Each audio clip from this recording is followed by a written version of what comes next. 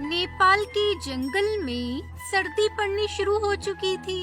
सभी पक्षी सर्दी के लिए भोजन इकट्ठा कर रहे थे, लेकिन टुनटुनी चिड़िया लकड़ी इकट्ठा कर रही थी, क्योंकि वो ठंड आने से पहले अपना लकड़ी का घर बना लेना चाहती थी। एक दिन सुबह जब टुनटुनी चिड़िया सोकर उठी तो उसने देखा बाहर बर्फ पड़ रही है। कितनी ठंड बढ़ गई है। मैंने तो भोजन इकट्ठा किया ही नहीं, अब मैं क्या खाऊंगी। चलो आज का दिन मैं किसी तरह भूखी रहकर गुजार लेती हूँ। कल से मैं भोजन इकट्ठा करने जाऊंगी। लेकिन अगले दिन भी बर्फ पड़ना कम नहीं हुआ।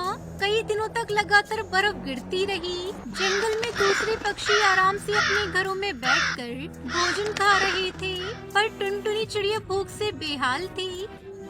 अब मैं क्या करूं? ठंड तो बढ़ती ही जा रही है, पेट में भी चूहे दौड़ रहे हैं। अब मुझे बिल्कुल भी समझ में नहीं आ रहा मैं खाने का इंतजाम कहां से करूं। टुनटुनी चिड़िया कालू कौवे के घर जाती है और उसका दरवाजा खटखटाती है। कालू भैया, अरे ओ कालू भैया, दरवाजा खोलो। है ऊपर वाले, इतनी ठंड में ये चिड़िया मेरे घर पर क्या करने आई है? क्या है टुनटुनी, जल्दी बोलो। देख रही हो कितनी ठंड पड़ रही है, क्या काम है मुझसे? कालू भैया, मुझे बहुत जोरों से भूख लगी है। कई दिनों से मैं भूखी हूँ, मुझे कुछ भोजन दे दीजिए। मेरे पेट में जोरों से चूहे कूद रहे हैं, जल्दी से मुझे कुछ भोजन दे दीजिए। कालू भैया, आपने तो बहुत सारा भोजन इकट्ठा किया है ना? अच्छा, तो तेरी नजर मेरे जमा किए हुए भोजन पर है। तुझे भोजन चाहिए? जाओ भागो यहाँ से और जाकर अपनी सूखी लकड़ियाँ खाओ। तुमने तो पूरा महीना लकड़ी जमा करने में निकाल दिया। अब सर्दी का मौसम आया तो मेरे भोजन पर नजर गड़ा रही हो। और अगर मैंने तुम्हें अपना भोजन दे दिया तो मैं क्या खाऊंगा? टुनटुनी बेचारी उदास होकर वहाँ से चली जाती है। कालू कौवे से उसे यही उम्मीद थी। फिर टुनटुनी सीधे मिट्टू तोता के घर जाती है। आओ आओ टुनटुनी, घर के अंदर आ जाओ। बाहर बहुत ठंड है, ठंडी हवाएं चल रही है।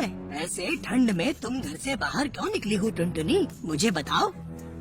मुझे थोड़ा भोजन दे दो, बहुत जोरों से भूख लगी है।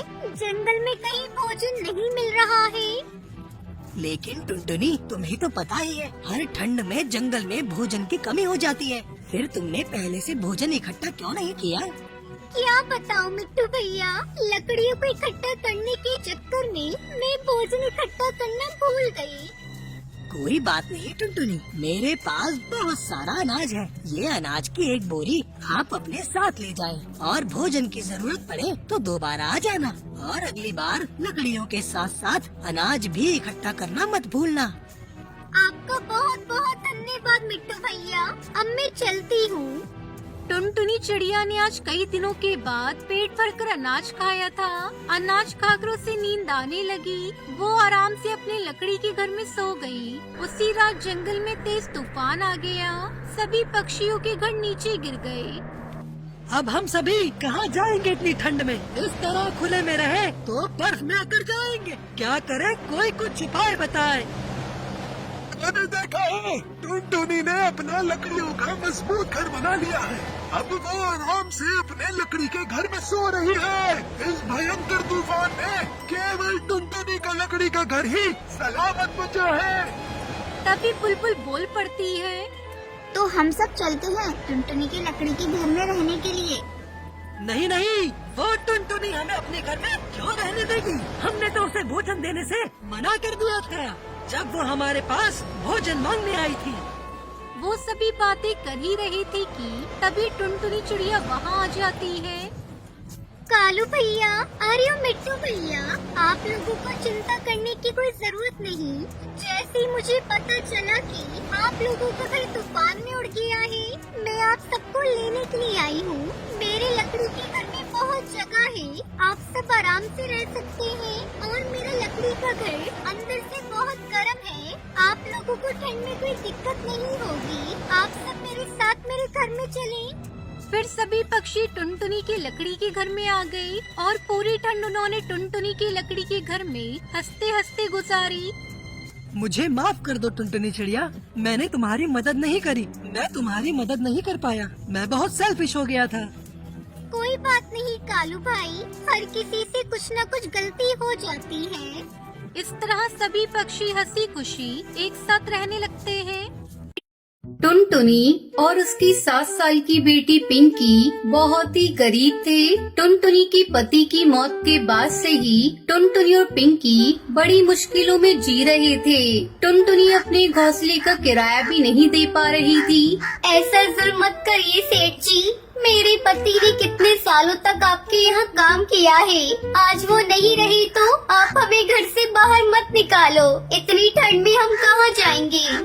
तेरा पति मेरे यहाँ काम करता था तो क्या उसके पूरे खानदान का ठेका ले लिया मैंने? हैं? मैंने घोंसले किराए पर चढ़ाने के लिए बनाए, कोई धर्मशाला खोल कर नहीं रखी है। टुनटुनी गिड़गिड़ाने लगती है, लेकिन सेठ पर इसका कोई असर नहीं होता। वो अपने गुंडों से कहकर टुनटुनी के घर का सारा सामान घर से बाहर फिकवा देता है। टुनटुनी और पिंकी कड़कड़ाती ठंड में बेघर हो गए थे। दूसरी तरफ सेठ जैसे ही घर पहुंचता है, उसकी बीवी उस पर गुस्सा करने लगती है। फिर अकेले आ गए, मैंने कहा था ना आज घर में नहीं घुसने दूंगी अगर कोई नौकरानी नहीं लाए तो। पुरानी नौकरानी को काम छोड़े 2 दिन हो गए, तब से सारे काम मुझे ही करने पड़ रहे हैं। अरे भाग्यवान, बस आज के लिए माफ कर दो, कल पक्का मैं किसी को ले आऊंगा। हाँ रहने दो, अब मैं तुम्हारी बातों में नहीं आने वाली। इतने मजदूर काम करते हैं तुम्हारे यहाँ, किसी को भी कह दो पैसों के लालच में दौड़कर आ जाते हैं। लेकिन नहीं, मैं सब समझती हूँ तुम्हारी चालाकी। इतनी ठंड में मुझसे घर के काम करवा कर अपने पैसे बचाने की सोच रहे हो ना, लेकिन ऐसा होगा नहीं, साफ साफ कह देती हूँ, मैं कोई काम नहीं करने वाली। सेठ कौवी को टुनटुनी का ख्याल आता है। ऐसा नहीं था कि उसे टुनटुनी के लिए कोई हमदर्दी थी या फिर वो टुनटुनी की कोई मदद करना चाहता था, बल्कि वो तो टुनटुनी के रूप में एक सस्ती नौकरानी चाहता था। वो तुरंत अपनी लकड़ी गाड़ी लेकर टुनटुनी के पास गया। टुनटुनी पिंकी के साथ अभी भी सड़क किनारे बैठी हुई थी। दोनों ठंड से कांप रहे थे। सेठ को देखते ही टुनटुनी हाथ जोड़ते हुए बोली, सेठ जी रहम कीजिए, मैं वादा करती हूँ जल्द ही आपका किराया चुका दूंगी। आपने अगर मदद नहीं की तो इस ठंड में मैं और मेरी बेटी जिंदा नहीं रह पाएंगे। सेठ जी रहम कीजिए। रहम आ गया इसलिए आया हूँ वापस। तुम दोनों चलो मेरे साथ, आज से तुम्हें मेरे घर के सारे काम करने होंगे। बदले में रहने के लिए जगह मिल जाएगी तुम दोनों को और कुछ पैसे भी, ठीक है? लेकिन एक बात साफ साफ सुन लो, घर के सारे काम तुम दोनों को ही करने होंगे, बिना किसी नानुकुर के। अगर मंजूर है तो बोलो, वरना मैं किसी और को देखता हूँ। मैं करूँगी ना सेठ जी, मैं सारा काम करूँगी। आपका बहुत बहुत शुक्रिया। सेठ टुनटुनी और पिंकी को लेकर अपने घर पहुंचता है और सुंदरी कौवी को उनके बारे में बताता है, लेकिन सुंदरी खुश होने की बजाय और नाराज हो जाती है। हे भगवान, तुमसे नौकरानी लाने को कहा था, जिम्मेदारी नहीं, इसे रखोगे कहाँ? ऊपर से इसकी बेटी भी है। अरे तुम बिल्कुल भी चिंता मत करो, तुम तो जी भर के काम कराओ इन दोनों से। तुम्हें नहीं पता आजकल नौकरानियों के दिमाग कितने खराब हैं। और रही बात रहने की, तो वो अपने घोंसले के नीचे जो खोल है वहीं रह लेंगी दोनों।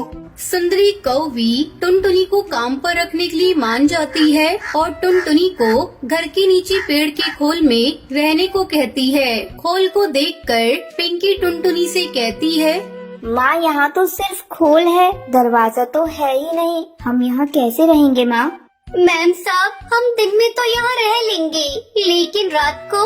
एक तो मेरे पति ने तुम दोनों को यहाँ लाकर वैसे ही तुम पर एहसान किया है, अब और क्या चाहिए? अपना कमरा दे दूं तुम्हें, रहना है तो यहीं पर रहो, वरना जा सकती हो दोनों।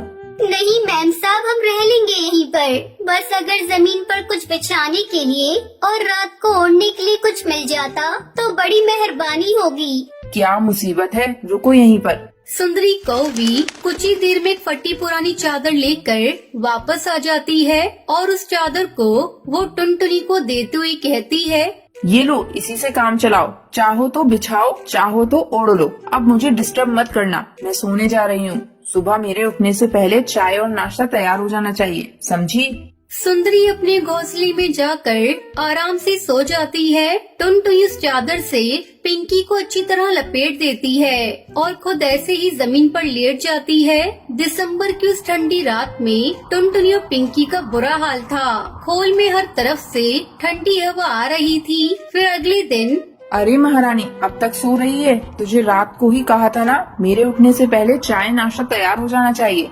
वो माफ कर दीजिए मैम साहब, रात भर ठंड के मारे नींद नहीं आई। सुबह जैसे ही धूप आई तो आंख लग गई। मैं बस अभी करती हूँ सब कुछ।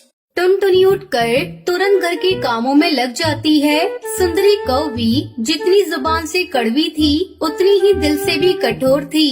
वो अपनी बेटी को पिंकी से बात तक नहीं करने देती थी। साथ ही टुनटुनी और पिंकी को घर का बचा कुचा खाने को ही देती थी। उसे अपनी अमीरी पर बहुत घमंड था। टुनटुनी, अभी तक ये बर्तन नहीं धोए, तू क्या कर रही है सुबह से?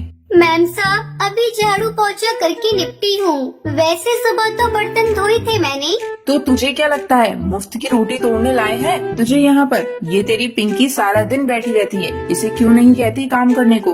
मैम साहब, पिंकी अभी बच्ची है, उसे रहने दीजिए, मैं करती हूँ ना।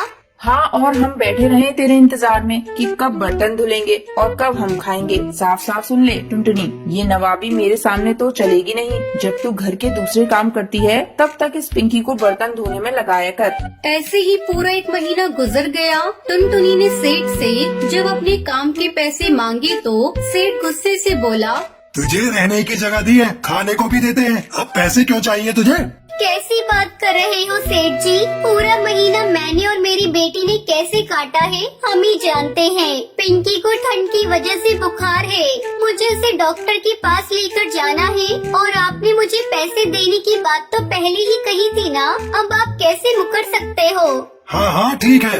सेठ अपनी जेब से 200 रुपए निकाल कर टुनटुनी को देता है। टुनटुनी इन पैसों को देखकर कहती है, सेठ जी ये क्या, इसमें क्या होगा सेठ जी? वो मुझे नहीं पता, मैं बस इतना ही दे सकता हूँ। वैसे भी मैंने तुझ पर एहसान किया है। क्या एहसान किया है आपने मुझ पर? मैं और मेरी बेटी रात भर ठंड में ठिठुरते रहते हैं। आप और आपका परिवार क्या जाने ठंड क्या होती है। भगवान सब देख रहा है सेठ जी, इतने कठोर भी मत बनो। तेरी हिम्मत कैसे हुई मुझसे इस तरह बात करने की? निकल अभी मेरे घर से। हाँ हाँ जा रही हूँ, वैसे भी यहाँ रहना कौन चाहता है। पर सेठ जी फिर कभी किसी पर ऐसे एहसान मत करना जैसा मुझ पर किया आपने। टुनटुनी गुस्से में पिंकी को लेकर वहाँ से चली जाती है। कुछ दिन बाद सेठ अपने पूरे परिवार के साथ घूमने निकलता है। वापस आते आते अंधेरा होने लगता है। उनकी लकड़ी गाड़ी अचानक खराब हो जाती है। अरे क्या हो गया, गाड़ी क्यों रोक दी? रात होने वाली है और ये जगह भी कितनी सुनसान है। अरे भाग्यवान, रुकी नहीं, खराब हो गई है। सेठ गाड़ी से बाहर निकलकर गाड़ी ठीक करने लगता है, पर गाड़ी ठीक नहीं होती। सेठ का घर वहाँ से काफी दूर था। वो धीरे धीरे अपने घर की तरफ पैदल बढ़ने लगते हैं, लेकिन ठंडी हवा उन्हें आगे बढ़ने से रोक रही थी। कितनी ठंड है, मेरे तो पैर ही जम गए। सुनो जी, कुछ तो करो, बेटी का ठंड से बुरा हाल हो रहा है। हाँ, इससे पहले कभी ठंड का पता ही नहीं चला। घर में हीटर था तो पता नहीं था कि ठंड क्या होती है, पर मैं करूँ भी तो क्या करूँ। सेठ और सुंदरी हार मानकर एक जगह बैठ गए और भगवान को याद करने लगे। इतने में उन्हें कुछ दूर से एक रोशनी आती हुई दिखाई दी। वो टुनटुनी थी जो हाथ में लालटेन लिए उनकी तरफ बढ़ रही थी। टुनटुनी को देखते ही सुंदरी चौंकते हुए बोली, अरे टुनटुनी, तुम यहाँ?